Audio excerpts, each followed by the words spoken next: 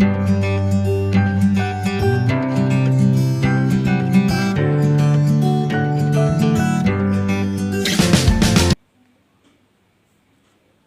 adik-adik remaja 3 sejemaat Betel yang Tuhan Yesus kasihi, Shalom. Sukacita sekali kita bisa berjumpa dalam ibadah sekolah minggu di siang hari ini.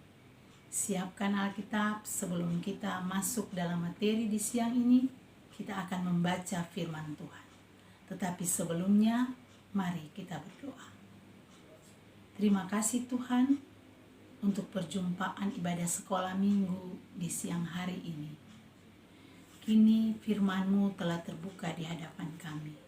Sebelum kami membacanya, kami mohon Tuhan curahkan Roh Kudus-Mu, supaya kami mengerti, kami mau melakukannya, dan olehnya kami menjadi anak-anak Tuhan yang baik, lewat sikap, tutur kata, dan perbuatan kami dari hari lepas hari. Di dalam nama Tuhan Yesus, kami berdoa. Amin. Firman Tuhan yang akan kita baca di saat ini ada 4 pembacaan. Pembacaan yang pertama terambil dari Filipi 4 ayatnya yang kelima. Demikian bunyinya, hendaklah kebaikan hatimu diketahui semua orang.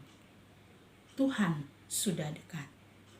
Pembacaan yang kedua, Roma 12 ayat 17 dan ayatnya yang ke-21. Demikian bunyinya, janganlah membalas kejahatan dengan kejahatan. Lakukanlah apa yang baik bagi semua orang. Janganlah kamu kalah terhadap kejahatan, tetapi kalahkanlah kejahatan dengan kebaikan. Pembacaan yang ketiga, Matius 25, ayatnya yang ke-21 hingga ayatnya yang ke-23. Demikian bunyinya. Maka kata tuannya itu kepadanya, baik sekali perbuatanmu itu, hai hambaku yang baik dan setia. Engkau telah setia dalam perkara kecil.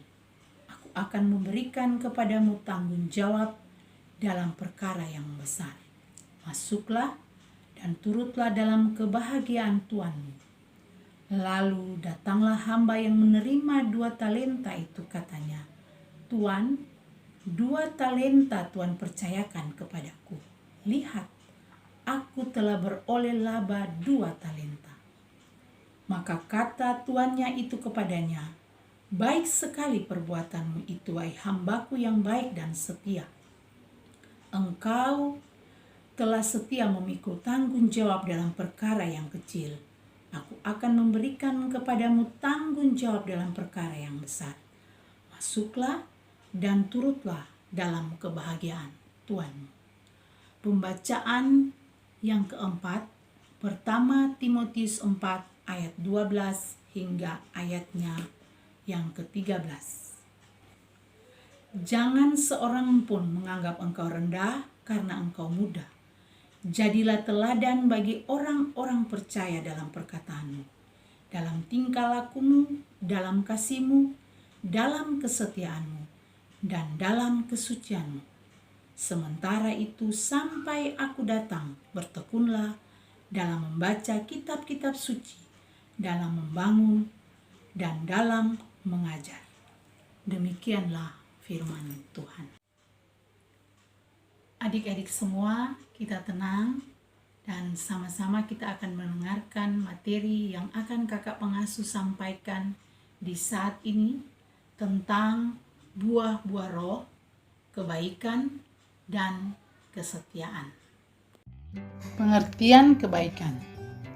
Kebaikan itu adalah suatu perbuatan baik melalui tindakan atau kata-kata yang membuat orang lain merasa senang, bahagia, bahkan terbantu dalam kesusahan. Dan hal itu berawal dari hati kita. Hati kita adalah pusat pertimbangan kita tentang yang baik dan yang buruk. Tuhan Allah juga mengajak kita untuk mengasihinya dengan segenap hati. Seperti yang terdapat dalam Ulangan 4 ayat ke-5, kasihilah Tuhan Allahmu dengan segenap hatimu. Kalau hati kita diliputi dengan yang baik, maka akan mendorong kita untuk melakukan yang baik juga. Sebaliknya, kalau hati kita penuh dengan kejahatan, dendam, dan kebencian, maka hal itu akan mendorong kita untuk melakukan yang baik, yang buruk. Seperti kekerasan, fitnah, caci maki, membuli teman, dan sebagainya. Sehingga orang lain merasa terluka, kecewa, marah. Nah, sebagai orang-orang yang percaya atau remaja gereja, kita diajak untuk melakukan yang baik. Untuk itu kita harus memohon Roh Kudus untuk mengendalikan hati kita, supaya hati kita dipenuhi dengan yang baik, agar kita melakukan yang baik.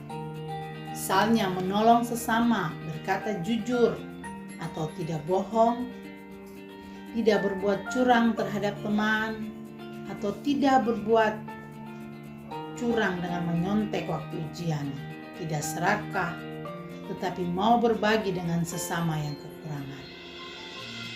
Rasul Paulus dalam Filipi pasal 4 ayat 5 mengatakan, hendaklah kebaikan hatimu diketahui semua orang.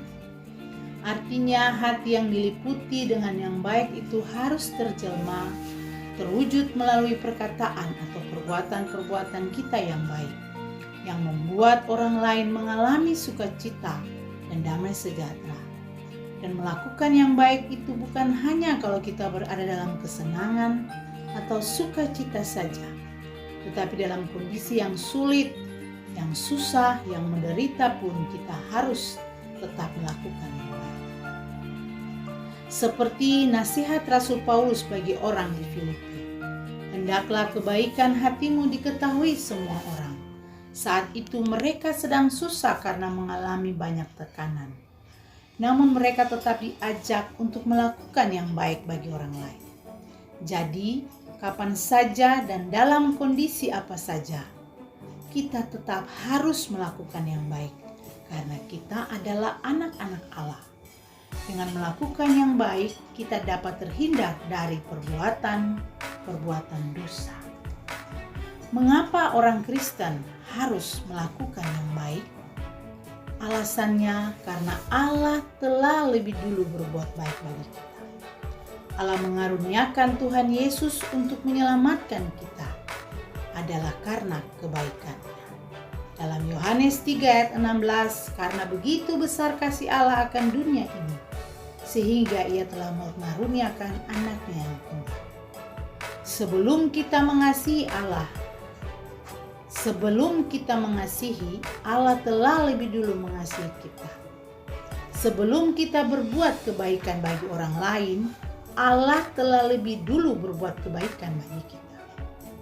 Kebaikan yang kita lakukan itu bukan supaya kita dapat yang baik dari Allah, tetapi karena kita sudah mendapatkan yang baik dari Allah. Karena itu kita harus melakukan yang baik. Orang yang melakukan kebaikan karena imannya kepada Tuhan atau karena dituntun Roh Kudus tidak pernah berpikir nanti dia akan terima apa dari orang lain, tapi karena dia sudah menerima banyak dari Tuhan. Kebaikan itu tidak pernah berpihak bagi diri sendiri, tidak memikirkan diri sendiri, tetapi selalu berpihak pada orang lain. Artinya kalau kita melakukan sebuah kebaikan bagi orang lain, bukan supaya nanti kita dapat sesuatu dari orang, tetapi karena Allah telah lebih dulu melakukan yang baik bagi kita melalui Tuhan Yesus, dan semuanya yang baik yang kita terima dalam hidup ini. Kalau kita melakukan sesuatu yang baik bagi orang lain, sebenarnya kita sedang melakukan hal itu untuk Tuhan. Seperti dalam Matius 25 ayat 40. Aku berkata kepadamu, sesungguhnya segala sesuatu yang kamu lakukan untuk salah seorang dari saudaraku yang paling hina ini, kamu telah melakukannya untuk aku. Nah, adik-adik, demikianlah kita belajar tentang kebaikan. Kita masuk pada Topik yang kedua atau buah-buah roh yang ketujuh yaitu kesetiaan. Pengertian kesetiaan. Kesetiaan itu adalah keteguhan hati, tidak mudah goyah, dan dapat dipercaya serta diandalkan. Orang yang setia adalah orang yang teguh memegang prinsipnya, tidak goyah sekalipun ada berbagai kesulitan ataupun godaan. Contoh, hamba yang setia dalam perumpamaan talenta, yang melabakan 5 dan 2 talenta. Raja berkata, "Baik sekali perbuatanmu, hai hambaku yang baik dan setia." Kesetiaan itu tidak teruji jika dia hanya mengatakan bahwa dia setia. Kesetiaan itu teruji justru ketika kita berhadapan dengan tantangan atau kesulitan. Contohnya, Stefanus. Ia dikenal sebagai orang yang setia karena dalam penderitaan dan tantangan yang dialaminya, ia tetap setia pada Tuhan Yesus. Ia tidak goyah. Sekalipun ia dibunuh oleh orang Yahudi karena imannya kepada Tuhan Yesus, ia tetap setia. Ia tidak pernah menyangkal Tuhan Yesus. Simon Petrus pun dibakar dalam posisi salib terbalik, tetapi ia tetap setia kepada Tuhan Yesus. John Hus, seorang bapak gereja, rela dibakar hidup-hidup, ia tetap setia kepada Tuhan Yesus. Kesetiaan kita kepada Tuhan, kepada tanggung jawab kita bukan hanya dengan kata-kata, tetapi harus dinyatakan melalui perbuatan kita. Mengapa orang Kristen harus setia? Karena Allah itu setia dan Kristus telah menjadi teladan kesetiaan bagi kita, maka kita juga harus setia. Setia kepada Tuhan yang nyata dalam hidup kita dan bertanggung jawab yang harus kita lakukan dengan baik. Konsekuensi dari kesetiaan itu adalah kita akan dikasihi dan diberkati Tuhan. Kita akan dihargai dan Tuhan akan memberikan tanggung jawab atau peran yang lebih besar bagi kita. Dalam Matius 25 ayat 23 mengatakan, "Karena kamu setia dalam perkara yang kecil, maka aku akan memberikan kepada kamu tanggung jawab untuk perkara yang lebih besar." Semua ini dapat kita lakukan jika Roh Kudus terus bekerja di dalam hidup kita. Dan karena itu kita harus tetap berdoa supaya Roh Kudus menuntun kita agar kita selalu setia kepada Tuhan Yesus dalam tanggung jawab yang Tuhan berikan bagi kita, baik di rumah, baik di sekolah, baik di gereja, baik di sekolah minggu, ataupun di mana saja kita berada. Amin. Nah, adik-adik remaja 3, demikianlah materi yang dapat disampaikan lewat pertemuan kita di hari ini. Semoga anak-anak remaja 3 menjadi anak-anak yang baik, yang tetap setia dalam sikap, tutur kata, bahkan perbuatan, demi kemuliaan nama Tuhan. Shalom.